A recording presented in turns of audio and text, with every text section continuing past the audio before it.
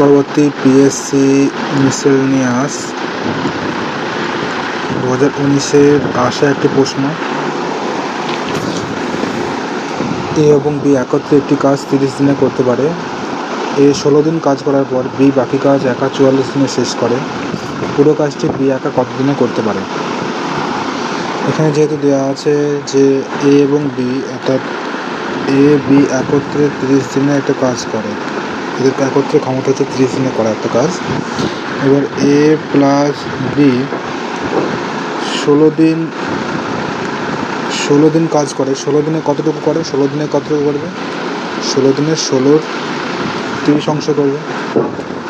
16 দিনে 16 30 অংশ কাজ করে একত্রে। তাহলে বাকি কাজ থাকে,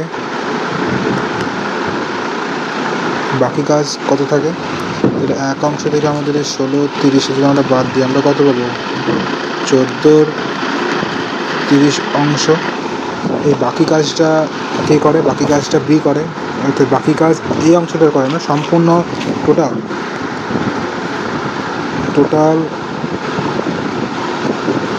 কাজ এ বাদে যে বাকি যে কাজটা আছে, সম্পূর্ণ টোটাল কাজটাই বি করে কত দিনে? 44 দিনে। বি করে 44 দিনে। তাহলে 44 দিনের মধ্যে 16 দিন ও বি কাজ করেছে এর সঙ্গে। তাহলে বি বাকি কাজ করে 44 মাইনাস 16, অর্থাৎ 28 দিনে। অর্থাৎ 28 দিনে